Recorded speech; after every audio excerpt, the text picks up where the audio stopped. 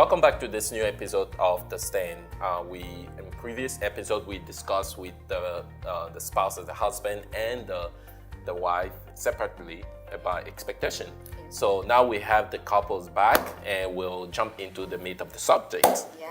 So, ladies and gentlemen, expectation in your marriage. How does this go? So let me ask. I'm gonna ask open question. Feel free to answer. I spoke to the ladies early on, and one of the question I asked was, did you guys had expectation before marriage, and where did those expectations came from? So, gentlemen, we would love to hear. I'll start with you and Henry. Did you have expectations, and how did you build those expectations? How did they come about? Yes, I had expectations. Of course, growing up, you have people who are around you, who are married and who you've seen, relationships. But I think, like Oscar said in the guys session, the Hollywood. Let's be honest. We watch a lot of movies, and you have this thing in your mind that the happily ever after is always happily. And so that was an expectation going into the marriage that, and I think someone has said it, that I'm going to be happy. I'm going to be happy in my marriage. Because that's what you see. You see a lot of, and the thing about it is there's a lot of divorce in our society today, but going into the marriage, it was like, I'm going to be happy. I'm going to be happy, and that happiness is there, but I didn't understand the work that will come with it. Wow. Want to add anything else, Oscar? Well, just the Hollywood part was very huge on me because I like movies a lot. Let me ask you guys. Sorry to interrupt. Sure. What do you guys mean by Hollywood? Which part of Hollywood did you have as expectation? Well, it was, the movies usually end on a happily ever after. And usually, especially those chick flicks where, they find that one woman that is super perfect and, everything goes well at the end. At the end, everything goes well. Always. It's just something like that happens in every movie that is a chick flick. Really, and I used to watch chick flicks, so that's right. And a lot of the times, what I saw, to go back, a lot of the times, the challenges that they had, or in the movies, they're not realistic, right? They were a lot different than the challenges. They're a lot different than the challenges I face. Like, look, this is not the same thing. This is not the same thing, because or you can't do what they did in the movie to fix it because it's not gonna work in real life. Exactly. Right. So I'm like, no, because it's like, so. How come, how come she's crying about this? She's supposed to be fine with it. Oh, yes, honey, but now she's crying about it. So I need to do something. I've done something wrong, and she's crying. And why is he not holding me close like they do in the movies and comforting me when I'm crying? Like, what's up with that? Like, why are you not holding me when I'm crying? Wow. That's true, because a lot of times it's, mentally you're not in that space, because it's like, it's that selfless love for somebody, right? Which it's something that you have to grow into, especially for me. Because like I shared earlier, I was very prideful, and I think I was selfish as well. Emotionally, I was selfish emotionally. And so she had to help me, there's certain times she'll be like, oh, hold my hands, or I just want you to hold me right now, and I'm like, okay, So again, but I didn't understand what her emotional needs were. I didn't understand those. Did you want to add anything? Well, in addition to the movies, you also have still TV, but you're looking at TV shows that we grew up when going back to your question about Hollywood, that we grew up watching. You're looking at the Cosby Show. You're looking at Fresh Prince of Bel-Air. You're looking at those TV shows that are kind of family centered, and they kind of lived the perfect life. Nothing never went over. Nothing would, things we go wrong, but at the end of the day, it was always fixed. So, and you begin to, when that's where the Hollywood part comes into play as well, because you begin to bring to build your understanding of what a marriage relationship will be, what your expectations will be. You expecting a perfect household where the kids always behave themselves, and when the parents, so you look at those and you build up your expectation based on that, and then real life hits you like, yeah. At the door, like, expectation. Let me open this window. Wow. Another thing that happens in TV programs, Hollywood movies, couples never need help. They usually figure it out by themselves. Exactly. Yeah. All by themselves. It's just like somehow the guy gets the realization, it hits him, and then he's like, oh, I'm going to go ahead and do this amazing thing for her, and she's going to forget, and then, everything goes fine. And in reality, it is almost impossible to have a good marriage by yourself. You need other people around you. You need other couples that are more mature that will be able to help you. And usually you don't see that in movies. I agree. Oh, wow. So how do we deal with those moments when we hit the wall in our expectation, and we wanted something to happen, and this is what we expect the other person to do, and then boom, there's this disappointment. The person is unable to fulfill those expectations. That's a good question. I think one of the first things that we need to do is to express it. If you're expecting something and it doesn't happen as you were hoping it will happen, and you hit the wall, you need to engage, get into a conversation or a communication between the partners. This is what I was expecting. That conversation may not go the way you want it, because you may have to reset or you may have to change your expectations. But before you get to the point where you get to the point of disappointment, you're going to need to engage the partner. You're like, okay, this is what I want, this is what I'm expecting. And if open dialogue, don't dig on your position like, this is what I want, but go into it with an open mind, like, okay, this is what I want, I'm not getting it. Why am I not getting it? Then you open the communication channel, you talk about it, and hopefully you guys get to an agreement. Maybe you need to reset, or the partner will make a lot more effort. And if you can get to an agreement, then seek help. Someone who can help you see things maybe a little differently, or reset your expectations. I'm really glad that you said that about agreement, because you can talk about something and you're thinking the person's clearly getting what you're saying, and okay, from now on it's going to be good because we talked about it, and they're like, well, I never agreed to. Exactly. I didn't say yes. So I think it's Like, getting to a point where you have these expectations, they're made clear, because let's face it, none of us can really read each other's minds, and also set standards that both parties agree to adhere to. And then once you have that agreement, then you have something to hold them to. Like, you agreed to do this. And when we get married, we have vows that we make. And we're like, this is something that you said. You said it publicly. I'm not saying you have to make all your expectations public, but, you have something to go back to. Like, you promised that you were going to do this. So you keep your word. One of the things that I realized later into the relationship, of course, after you're going through some things, that it's not just 2 sets of expectations. There's 3. So the expectations that I have, the expectations that Melissa has, the expectation that God has for our marriage. So that challenged me because, in the Word of God, it says clearly, husbands, love your wife like Christ loves the church, to lay down his life for her. And so that was the part that challenged me and really stood out to me, because that's, in essence, that's the epitome of sacrifice. So my expectations and everything else comes second to what God's expectation is of me. And I realized that again, it was tough because it was something that I struggled with, because it was like, well, you know, shouldn't it be a partnership? We're in this together. This should be a partnership, you know, a kind of give take. And again, goes back to the way the way the world thinks.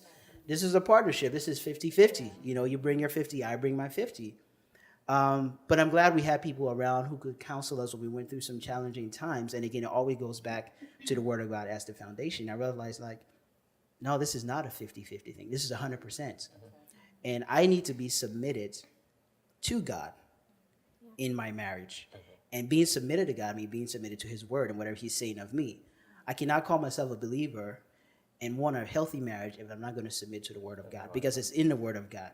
So it's like coming to the point where I'm now understanding what is God's expectation of me as a husband, not worrying about what it is of my wife, but what is His expectation of me and my husband, and how am I meeting those expectations. And I think those are the things that kind of help me to start behaving myself better. I have a question. I know someone mentioned about unspoken expectations. No, you spoke about agreement. I don't know about you ladies, but I enter my marriage with expectation of, let's talk about sex, right? Because it's an issue in marriage. And I think one of the reasons why it's such an issue is because, especially women, we come into marriage with all those fantasy, like, you know, especially when it comes to sex, like, it's gonna be great every day, every time, and then boom, reality hits. He's tired after work. It's just not in the mood, you know, for sex. So do we talk about our dream or whatever, fantasy, if I might put it that way, like those things that we secretly wish before we got married that marriage will be, and then how do you deal with them when they're not, like Emmanuel was saying, we're not being fulfilled? And before we were off camera, when we mentioned about the feeling rejection from the woman, you know, like you feel rejected, whatever it is, when your husband say no without even talking to them about what you expected from them. So I guess my question is it fair to expect somebody to meet your expectation without talking to them about those expectations? I don't know if I'm making sense. No, you are. We're just processing. Sorry, That's a heavy question. We have to be slow to speak, right? You know, because that's true. I had my expectations, and my husband is here kicking my leg, like, stop talking. I'm like, talk. No, but I mean, I just want to make sure that, you know, what I'm trying to say is clear. Like, is it ever fair to fuss or argue or make a deal, an issue out of something that you never even spoke? You know, you just, like, I expected Emmanuel to take the trash out, but I never told Emmanuel those were my expectations. And it really became a big deal. But like you say now, the girls' chats, I never went to Emmanuel and told him, like, let's lay those things down. But yet I made a big deal out of it. So is it ever fair to even fight over something that you never really expressed to the other No. one? No, it's completely unfair. I mean, we're thinking this person's going to do things the way we want them. We can never have an expectation that somebody's going to behave like we would in their shoes. It's a completely different person.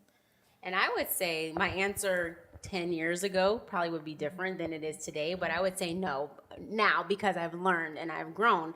But it's important, like I've learned with Henry, if I want to get something done, I have to be clear, I have to be explicit, I have to give a timeline. Like you learn kind of as you go with this person how to operate and deal with them. So I'm glad at the beginning we did sit down and set the little chore chart. We actually have one hanging in our house. And so I don't think it is fair because you can't expect someone to do something if they don't know that's what you want and if they don't know that's something you need. Like for instance, like when I needed like emotion, like one time I was going through an emotional time and I was crying and Henry was like looking at me, gets on the phone and calls his brother. And I'm like, wait, hold up, wait a minute. You see me crying and you're gonna call your brother? Like, so, but he didn't know how to handle that situation until I explained to him, when you see me crying, this is what I need you to do.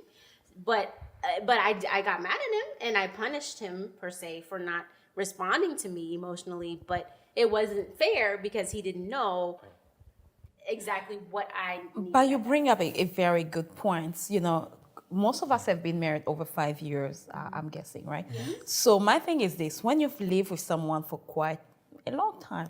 Aren't you supposed to start picking up on habits? For instance, the fact that she's crying should tell you that there's something wrong. Instead of, why don't you approach the person and try to find out instead of waiting for them to come necessarily to you? Because women, I think we're quick at saying, is everything okay? Because I think women, you guys expect us to read your mind. I remember we had those issues where you're like, but you were supposed to do this. That's what I'm like. You never really told me that, and that's not how I was brought up. That's not what I used to do. But you projected this image and this thought, and you expect me to kind of like, hey, every time something happened, to be able to read your mind. So, ladies, you really think that guys, we have to tell them our expectation all the time? I think early on. I feel like if things that I had issues with 10 years ago, if I saw them still today, I would have a problem with it, because I'd be like, 10 years, you should know by now. So I think early on it's very important. But it depends on what it is, right? Well, yeah, I mean, depending on what it is. Because if it's sentimental, I think that could emotional. I'm sorry, emotional. It could also change. People do change. Something that I liked, especially as you're maturing. There were things that I wanted Stephanie to do when we first got married. Like, there was like, for example, if I go to sleep, I want her to go to sleep with me all the time. Now I don't care. It's like, no. Now it's the other way around. Now she can't. Well, actually, she's always been like that. But for me now, it's like, it's okay. So I think things change. But I think it depends. Like you said, it depends on what it is. On what it is, right, I think. Right. And, if and it's I think something small like that, that's something. But if it was like a larger, bigger issue, then I would have. But I think it needs to be also.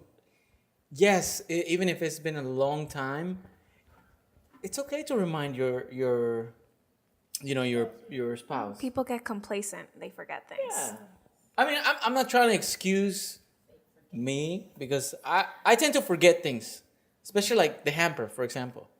5 years we've had the same order. You put things in a certain way, but then sometimes I just forget. It's just like, okay, I gotta do this, and then I forget, and that could actually. It could actually create a big fight. I'm tired, it could. It doesn't happen. It does, yeah. It's always the small things. It's not always the big things. It's always the small things. I think that's when, grace in our marriages will come in. Hey, sweetie, I'm sorry. And of course, as husbands and wives, we need to be also humble. I'm sorry, that was wrong. I know that bothers you. I will try to do best. I will try to do better. I think the same applies even in our walk with Christ. The more we read the Bible and we remind ourselves for what God's expectations are, like Henry was saying, the more we're able to follow those, the more we're able to please God because we love Him. But unless we're there reading it, it's not gonna be like the Holy Spirit's gonna always be reminding us of something we read 5, 6, 10 years ago. We have to keep doing that every day, constantly. Exactly. No, I mean, I kind of jump on. There's something that Henry said, and he said, I'm going to go with you. It's like the little small thing. The first 2 years of my marriage, I know he probably not remember it. When you do the dishes, and I had... Let her talk. I had this habit whenever you do your dishes, I wasn't using really the dishwasher, and I'll put the spoon where I will line up spoon, fork, and knife, and the dishwasher. And when I go out to work and come back, and I see in the spoon tray there's a fork there, I would get really irritated. I told him, yes. Even though I voiced it and the thing was still going. And so one day, one of his cousins, I was so irritated, and I told him, and he's like, really? You getting angry or you getting irritated over this thing? It's gonna dry and then you're gonna put it away. And I'm like, wow, he's not getting it. And I was so mad. And I sat down, I'm like, wait a minute. He's right. There you go. Exactly. This is a waste of my energy. That was now that I think of it, that was really a foolish expectation. But I wanted stuff Unrealistic. to unrealistic. I mean, I call it foolish. Yeah. Because it was something, and I cherished. I wanted it like this. I wanted when I open my dishwasher, oh, I'll see the spoon. Where's the spoon? They come. Well, that's how I was. And when I took off my mind, that's where you say when you get against the wall and that's where you die. Christ died for the church, and you just you know what? You die, and once you die, You're really dead. You're really dead. And you're like, She's like, you're really I'm dead. glad I'm there. I died for that expectation because it wasn't bringing me any happiness. I wasn't fulfilling anything. All I was getting out of it, it's negativity, angry, and I was despising this woman just to see him. Like, oh, he's gonna mess up my dishwasher again. And I'm telling you, it's real. So we are the only one who knows our expectation. We know how happy we would get if they got fulfilled. So it's important. Like she said, 10 years ago, she wouldn't say it. I mean, there's some stuff in the go. Yes, it's important now, and especially for those who who are going into marriage now. It's important. Please tell your better half, this is the step I want you to do with my expectation. If you cannot follow the step, at least the result, I want them to be like this. And do not expect them to be 100%. Help them. Talk, listen, and understand each other. And be able to distinguish between preference and priority. This is interesting. And sorry, I just wanted to That throw this. I wanted to draw a picture of the dishwasher situation, right? Oh no. So we can. we Dishwasher take right we here. take the Dishwasher right here. Can relate? Yes. so we take the spoons and the forks and stuff. We put it in Tetris. order in the dishwasher, right? Then after they dry, we take them and put them in the tray, in the drawers. So what's the point of putting them in no? Moving on. No, but I can explain that. The point was this was not done in my mother house, and going into marriage on that in my house, this is how it has to be. That was one of my. It was a big deal. I'm so glad you died. And now I think we also have to die in many occasions, especially if we're talking about the person that we love, that we ought to die for. And if the person tells us, this is how I like the hamper to be, and I'm sure they have reasons. Maybe your reason about the fork and all that stuff maybe didn't have too much significance to it. But if it's your preference and if it won't kill you, to do it like it won't be like too hard, then we have to also die to self. The hamper is still, again, I'm gonna go back to the hamper. So there's four bags. It's so hard, and sometimes I'm like, so which one does this one go to? But now I see it as this is what my wife likes. And I think the more you die to self, the more successful your marriage is gonna be. Bottom line, because this is the person that I love dearly. This is the person I'm gonna spend my entire life with. I should please her, even if it's those things that we're like, oh my goodness. And you guys are blessed because 10 years later we're still working on getting the dishes in the sink. So y'all are blessed. We're working on dishes to the sink, and then I'll put them in the dishwasher. Just get them to the sink. She raised an important question right there about the priority. I think you mentioned the priority and preferences in our expectation. I mean, sometimes we have those things that we expecting. I always say, when I got to marriage, I know there's stuff that I expected to change. Some of the stuff I know she was not going to change. I don't know if that's the same. No, really not. But I have this image. Really, I think of it as this. There are things that are really important in my marriage they are not because they are things that define the value, the core of our marriage, the core of our life is, when it comes to finance, when it comes to health, when it comes to, jobs, something that kind of, if you don't take care of it, it will tremendously impact the quality of life in your marriage. It will have that. And then there are things that really, if they are met or not, they're not going to really impact that much. I don't know if you see it that way. As men, this is how I see things, actually. I look at it that way, and then I prioritize, basically, the expectation that I really know, and there are other expectations where you're like, hey, I mean, can you just give an example? Because you say there's some stuff that won't really have impact.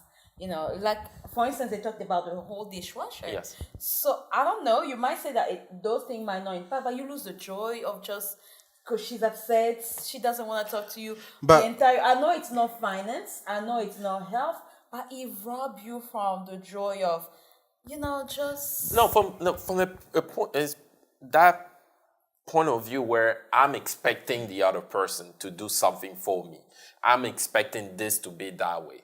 And should I really hold on to those expectations even when they're not met? Should I make a big deal of it? Because at the end of the day, I mean, you can discuss some of the stuff that are really important. I think you will emphasize the things that are really important, But if it's something that's like, hey, you forgot every time I like my glasses to be on the left and you put on the right, and why you put it on the left and right, all this kind of stuff. I mean, for me as a man, I'm like, really? Let me give an example. Like let's compare the two examples here, Yes. like the dishwasher situation and the laundry hamper. So in the dishwasher situation, this is how I'm looking at it. I'm like, whether or not the forks and the spoons, everything is in order in the dishwasher, at the end of the day, we put them in order in the drawer. Everything is at its place.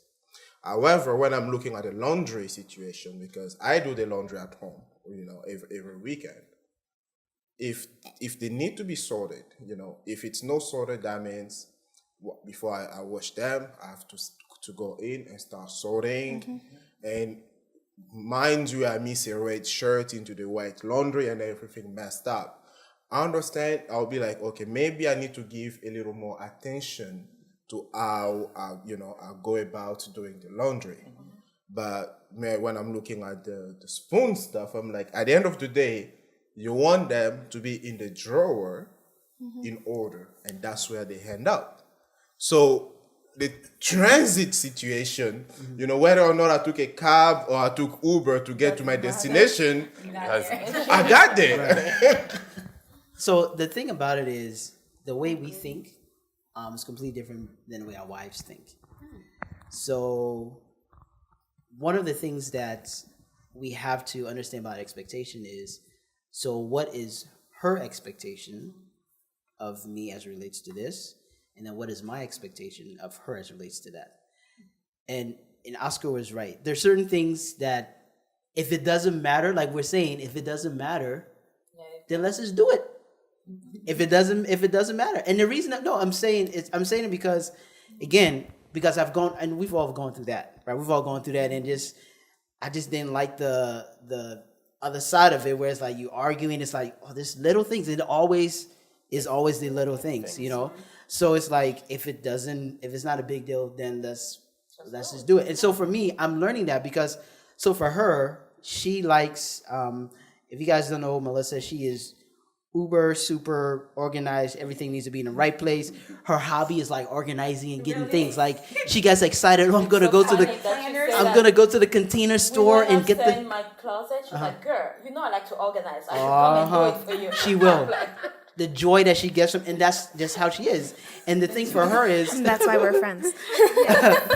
the thing for her is, and the thing we also have to kind of look at, why does this person feel so connected to this, right? So this is the part where communication comes in place. So for her, a clean house it's a haven for her, right? It's a sanctuary, right? So a lot of times, even when we had the baby, it's like when she's coming home, I would try to do my best to clean up because I know when she comes into the way the house is when she comes in, it impacts her mood. So maybe if she's had a long day from work and all of that, and then she comes and then like the house is all crazy, and then I can tell like I can tell how it impacts her mood. Sometimes it's not possible because the baby is playing and and, but it's because of that. The house has to be completely clean. Sometimes I'm like, honey, just sit down and rest. It's not going anywhere. But that's not how she is. So I have to understand how she is, how she thinks, why she thinks that way. And then what can I do as a husband to support that, whether it's realistic or not, how can I help her in that area? Go ahead. No, and just to kind of piggyback off of what Henry was saying, I think also too, sometimes the little things have become big things until they become little things again. Because for us in the early stages of our marriage, it was the little things that were the big things. Then we had big situations come up, and all of a sudden the big things became the little things again. So I think that has helped us in our relationship in terms of expectations, is realizing, okay, this is small compared to what we're dealing with now in regards to in-laws or something like that. So am I going to hyper focus on this little thing, or am I going to focus on the big thing so that it can become a little thing so we can move forward in our relationship? So for us, I think that's kind of what helped us in our marriage, is looking at the little things and making sure that they stay little things and not focusing so much on them. Because if it's not, like Henry said, sometimes it's not realistic for me to come home and the house is spotless. Am I going to let that ruin my mood for the rest of the night? So I think it's also, you're growing and you're maturing in marriage as well, and you're not letting little things get to you as much. So As men, and I want to kind of jump into a different direction, go to a different direction to discuss about how we adjust our expectation along the way as we grow in marriage. As a man, I don't remember a time where, you mentioned something when you're talking to your wife and why that thing is so important to her and what she does, and she wants things to be done a certain way. That's kind of expectation she has. Why is it so important? I don't remember ever really kind of sit down and say, why is it really important to you to do that? And why is it? Because often I just, hey, she wants this. I'm looking at it from my perspective that, hey, this is not really, come on, really. But to go to a point where, okay, why is this so important? Not just, should I do it, but to be able to say, okay, you have this expectation, but it's also helpful to know why is this so important to you, so that it can also become so important. So I attach to that action a little more significance to it. So knowing that it's important because my spouse, this is how she was brought up, or this is what, it may be a story, it may be an event in her life and a family or something that kind of trigger or later to expect something that way. I think it's important that when you do ask that, especially for other couples or those who are thinking of getting married, to do it genuinely, not really on a mocking kind of way. For example, imagine if Didier would have been like, "Why is this thing so important to you?" Like making her feel somehow belittled. Yeah, even if it's something that in your mind is the fork, the knife, and the spoon. Fork and knife. But it could be because maybe her whole life she was raised to do that. And if it's not like that, it's something in her is just not functioning right. So I think it's important the way that you approach the wife. Yeah, like going back to the laundry example, Oscar didn't get it because he never sorted his laundry before. But it just makes it so much easier when you have these baskets, it's full, you just throw it into the washing machine and then you dry it and do whatever it is that you need to do it, instead of having to like, oh, there's like a sock here that I also need to bleach. Let me just reach in. Oh, I just saw like, I don't know, a wife beater, whatever. And I have to go grab that too. You know what? Let me just shake all these shirts because he leaves his undershirts stuck with his t-shirts, and I just have to check to make sure, because I want to make sure that they're sparkling white, because I want them to be sparkling white for my husband. And not only that, my clothes now last longer because of that. Before, my clothes would last me like a year, and then they start looking weird because everything was washed in the same thing together. Of course, I knew like the whites. I knew because of bleach. I didn't want to put bleach on other stuff, but the delicates, for example. So, And I know this might sound silly, but Yeah, I think we have the right, even when we come with we have those expectations. At the end of the day, everybody has each other. We're not trying to hurt, It's like I'm doing it for the good of the family, like that you Yes. take the trash out. Like I'll be happy. The house will smell clean. We'll be happy. So let me ask you a question. Going back to what Emmanuel said. Okay, so one party goes in and say, okay, why is it so important? Then at what point does the expectant person, goes out and say, okay, you're not doing this. Let's sit and let me explain to you why, I want you to do this thing. I mean, shouldn't it be like, if you're expecting something that is not happening as you want it to be, then you can also take the first step and say, okay, at what point do you then go out and say, I've been asking you to do this, I've been expecting this and that, and you're not doing this, but by you not doing this, this is how I feel, or why this is why I expect you, I want you to do this. I think when it becomes really a problem, like some unmet expectation really become a problem. Let's talk, for instance, about finance.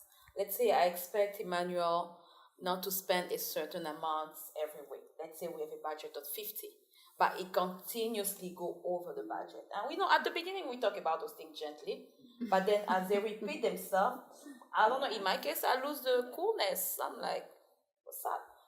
When it really becomes a problem, when it becomes an issue, I think that's where couples need to sit down and say, look, we need to revisit some of those things. Maybe I didn't explain to you why I have you on a budget, but it's because we're spending on this and this and this, and that's the way to cut down on some of those things. And if the problem is still repeating, then I don't know, you go on your knees and say, Lord, you better get this boy. So that's just me. And I think the whole purpose of marriage, it's for us to become more like Christ, to be more holy. And there are gonna be times when we need to have discipline. I agree. So going into marriage with an expectation that there's never gonna be discipline from both sides, because Stephania is the better one at finances, and she has done it before, where she's like, hey, look, this is how much we're spending, and if we continue to spend like this, we're gonna be in big trouble, and I need to be able to take that discipline and accept it and run with it, so, but not to expect not to be disciplined, I think that's also not good in marriage. And I just want to add to that, there's a part of us that's really selfish when we grow up and we're like, yeah, nobody's ever going to tell me what to do. I detest people telling me what to do. And we have to change our mindset and renew our mind about that, because we're a team. We're one person. This is not somebody else telling me what to do. This is me telling me what to do too. Wow. And I think I heard, or I don't know, maybe it was a movie, someone telling that, she had those expectations and she went to her husband and he was like, I'm not your child, So I guess my question is, how do we deliver our expectations? Because, sometimes the way when you deliver might feel like a challenge. Like, are you trying to challenge me? Are you, for instance, back to finance, how are you going to tell your husband that, look, don't go to Starbucks more than once a week?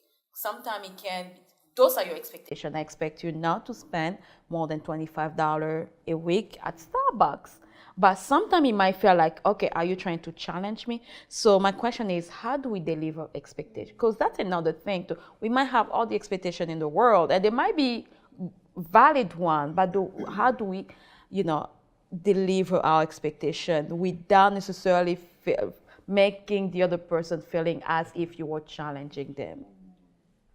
I think it's the same way you would talk about anything else in marriage, right?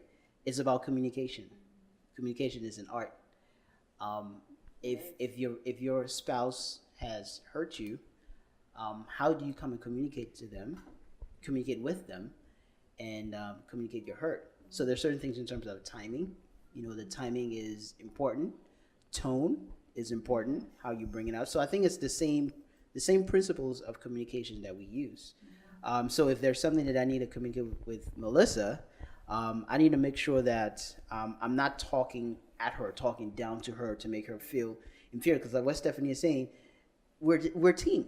This is my wife. So whatever I'm communicating to her is for the better of our relationship and of our marriage. So I think that's the approach that we need to take. Like, this is us doing this together, and here's how we can become better at this, you know? And so I think it's if it comes from a genuine place, then it's good. But then, to be honest, sometimes I've communicated in such a way that it was more like I'm talking to her, you know. Even and she said, you know, I'm not your little sister. I'm not your sibling. I'm your wife. You know, and so I had to check that. But I think it's the same principle of communication, you know. And just one thing to add in terms of like financial, like since we're kind of bringing it back to finances, I would definitely, how I would do it is I would start with a big picture. Okay, this is what we're trying to accomplish in these amount of time, in these amount of years. What are we doing now? Number one, that's hindering us from reaching those goals. And number two, what can we do differently? So I would kind of approach it from a big picture standpoint of what is our main goal? What are our big goals? And how are we going to work together as a team to get there? And then kind of help him, guide him to the realization of, oh, maybe I should stop doing this. Or, so kind of like approach it that way. Yeah, and I wanted to go that way too, because especially when it comes to finances, and we have goals and we have expectations, and we in the future, in the meantime, we're still living in the present. So one of the things that we can do to meet the partner expectation, going back to the Starbucks example, like I don't expect you to go and spend $25 every week at Starbucks. That maybe you can get the espresso machine and go buy it and put it at the house, which in the long term becomes cheaper than than spending $25 at Starbucks every week. I don't expect you to spend this much money at lunch when you're at work. Well, maybe we can pack the leftovers. So you can make some little changes that in the long term, have a bigger impact and help you achieve those financial goals and those financial expectations that you want to do. And that applies to many of the things that we can do. It's when we hit the wall, what alternative are we looking at, in order to get to the same point, but by taking a different way, maybe a detour or something, but that's still in agreement to take us to where we're trying to go and we're trying to achieve. Communication style. So I'm a therapist, so I have to learn how to communicate in a way that's non-confrontational. You're trying to talk about something big. You don't want to sit face to face with somebody. You want to sit next to them. You don't want to be standing over them because that's authoritative. You don't want to be sitting below them because then you're begging them. So that's important. Also, I like what Melissa said about the bigger picture. And not using accusatory statements like, you're just not thinking about me. You don't care about me, because you don't know what the intention of that other person is. It's funny that you brought it up, but don't you think that women, we use that as a weapon? Yes. Like, we bring that card that... Unfair weapons. You're right. Exactly. I don't think it's a weapon. It's more like how we feel. But what are you trying to achieve by telling the other person, you're acting selfish, you're not thinking about me. Always do. So- or you never. So, yes. So, I'm talking general terms. I'm ground saying rules, every it's answer true. just like- Never if the use, shit No, that do not always use is there. absolute statements. Exactly. Never, always, because there is an exception. There has, and I say always in this instance, but there really always is an exception. And also, not saying I feel. Whenever this doesn't happen, or whenever this happens, I feel ignored, or I feel like you listen to me. And that makes me feel important. And I like it when you make me feel important. Not, you don't care about me when you don't put those things in the dishwasher and you don't sort that laundry. It's like you want me to work harder to be cleaning.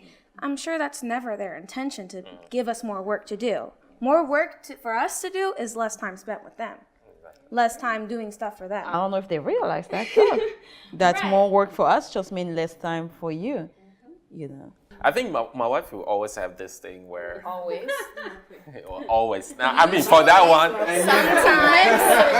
Actually, sometimes. See, I'm about to accuse her of something that always say what I'm saying, but often she will. Yeah, that's Better. good, right? Often is better. Often she will have this where, oh, you always don't do this, you never do this, you always do this, you always, and then I'll be like, well, but I did this like Yeah.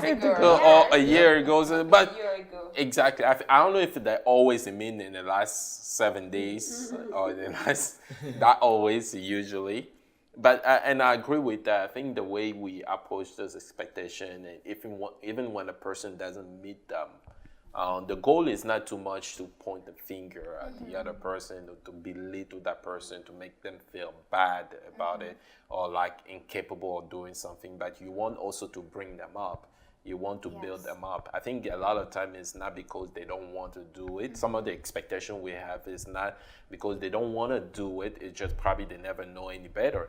They never learn how to do it. They never been in a situation where this is how it's been done. I mean, my wife, for instance, the expectation about love and, flower.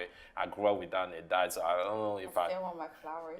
I'll bring from time to time. I was like, oh, I need to remember the flower stuff. Flowers now, right? No, the last time I bought you flowers, and then the You flower. never bring flowers, bro. You never I bought those flowers, I'll bring them, and they will dry on the table. But I mean, this is the thought. But you try to do that.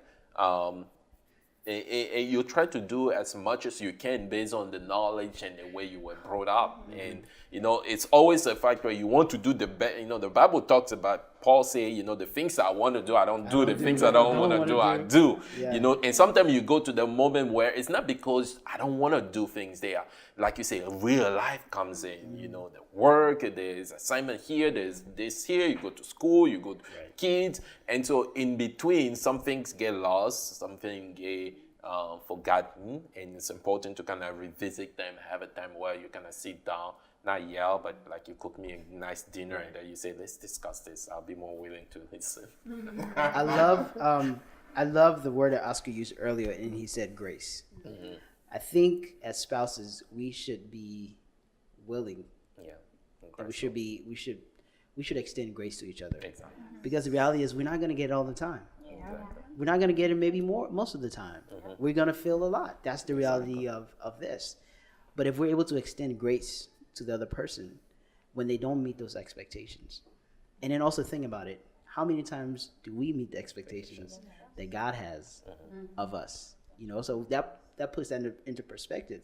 But he's extended grace, through Jesus Christ. And then as Christians who are modeling our marriages, our relationships after Christ, that needs to be the image that we have in mind. So a lot of times it's like, well, this person didn't do this. Am I going to hold it on top of their heads?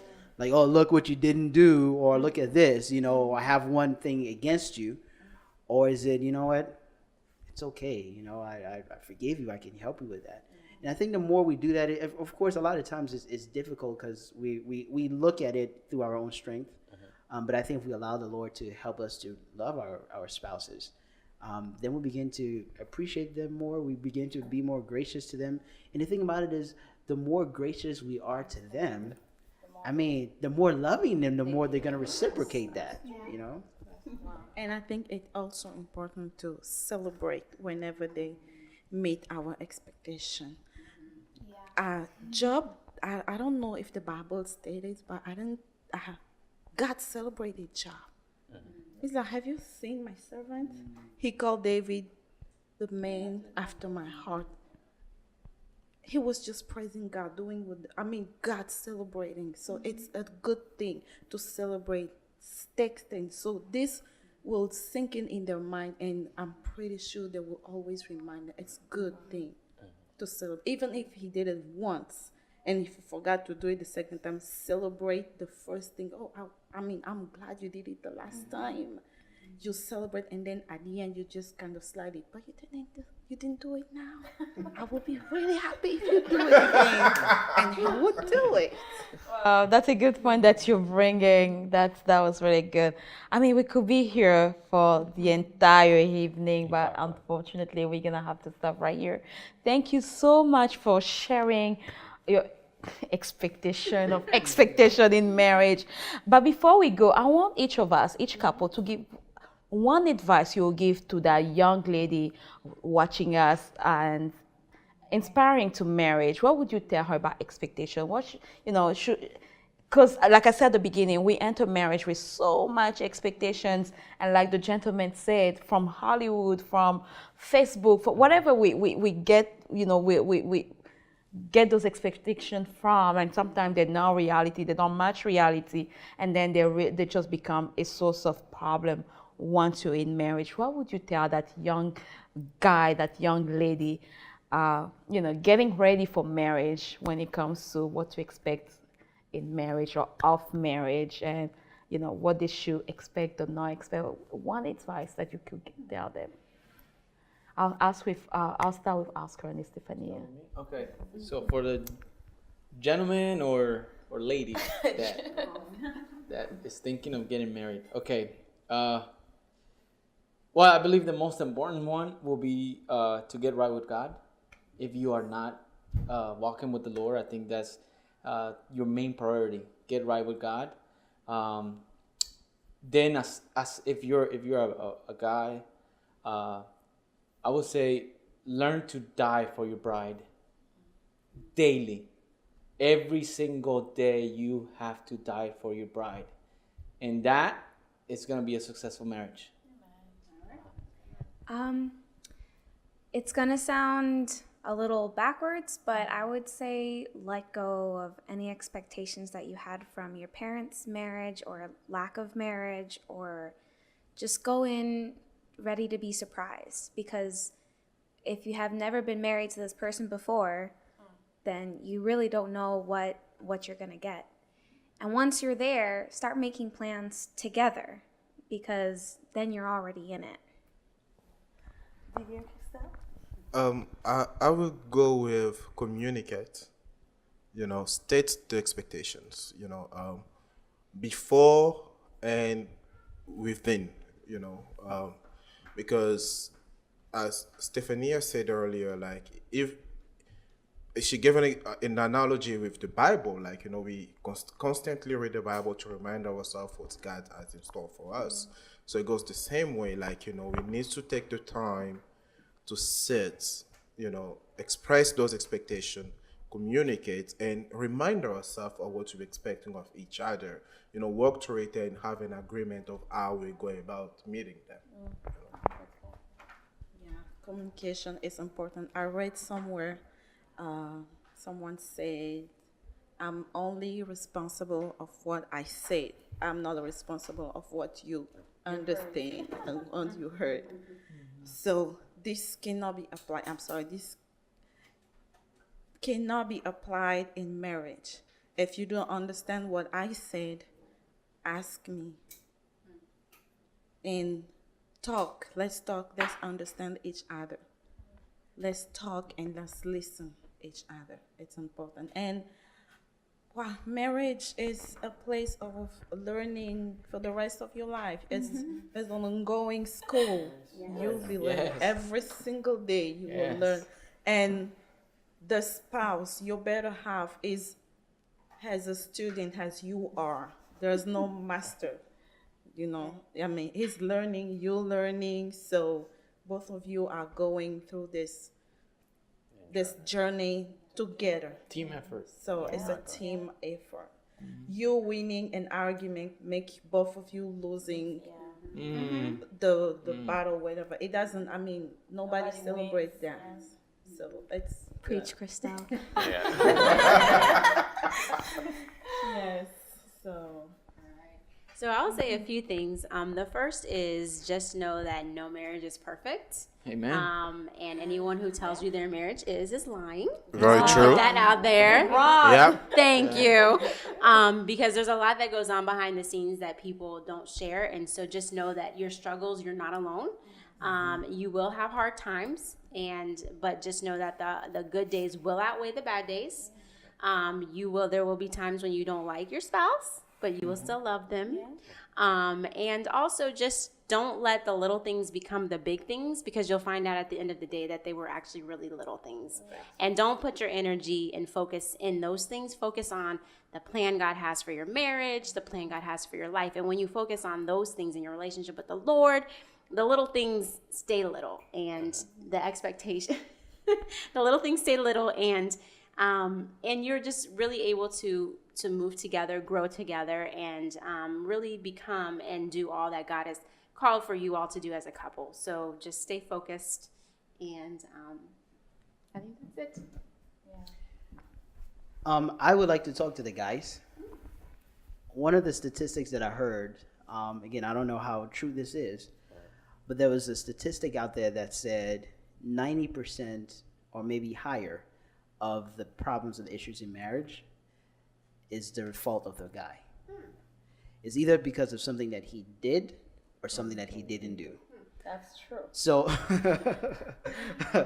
again, I'm not sure of the exact statistic, but I think if we look at marriage in a Christian context, which is what it is, there's a reason that God has made us men the head of the household.